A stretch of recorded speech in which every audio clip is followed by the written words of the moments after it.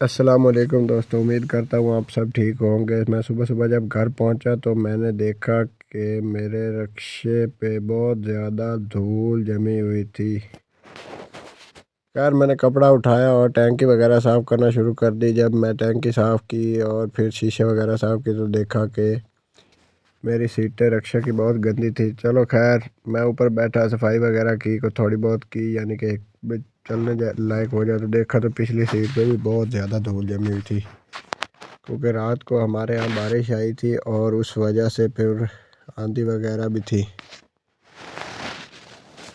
उसके बाद फिर मैं ऊपर बैठा और रक्शे को तकरीबन को 5-6 किक्के मारने के बाद स्टार्ट किया। आखिरकार वो स्टार्ट हो गया। स्टार्ट करने के बाद 2-3-4 सेकंड मैंने उसको गर्म किया। फिर मैंने छोटी बहन को कहा कि दरवाज़ा खोलो। उसने दरवाज़ा खोला। दरवाज़ा खोलने के बाद मैंने निकाली गाड़ी बाहर अपनी और चल दिया अपनी मंजिल की तरफ। बच्चे को चढ़ाने के लिए गया तो तकरीबन 300-400 कदम के सफ़र पर मैं आखिरकार उनके घर पहुंच गया। रात को क्योंकि बारिश आई थी, थोड़ा बहुत पानी भी खड़ा था गलियों में। चलो खैर मैं वहाँ पहुँच के जब देखा तो सुफियान आज छुट्टी कर रहा था। सुफियान छुट्टी की वजह से बहुत खुश था और मस्तियाँ बहुत कर रहा था।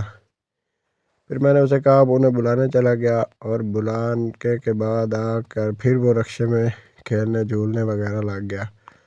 चलो खैर वो सब आ गया। उमर भी आ गया। उमर सबसे बड़ा है। उमर की बाईं टांग टूटी हुई है और फिर मैंने उनको बिठाया और निकल पड़ा स्कूल की तरफ। खैर तकरीबन 1-1.5 किलोमीटर सफ़र करने के बाद रास्ते में गाड़ियाँ वगैरह भी क्रॉस की और उनके बाद आखिरकार हम पहुंच गए खोई अड्डा पे। कोई अड्डा पे पहुंचने के बाद हम गोजरा रोड पे चढ़े और गोजरा रोड से हम आखिरकार उनके स्कूल पहुंचने ही वाले हैं। तकरीबन थोड़ा सा सफ़र रह गया अभी उनके स्कूल, ये हम उनके स्कूल पहुंच गए।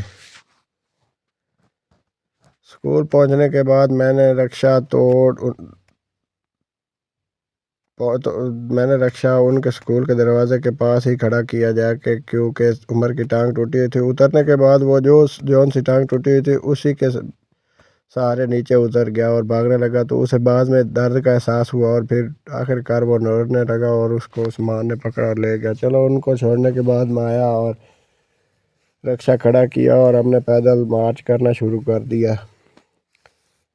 पैदल चलते चलते आखिरकार हम घर पहुंचे तो घर देखा तो मोबाइल की बैटरी ख़त्म थी और चार्जर भी दूसरे घर रह गया था। तो मैंने अपनी मोटरसाइकिल निकाली और उस पर गया और चार्जर ले गया। चलो खैर सारे काम वगैरह करने के बाद मेरे सर को बहुत तकलीफ़ थी, दर्द थी, सर पट रहा था। तो मैं सर पकड़ के बैठ गया।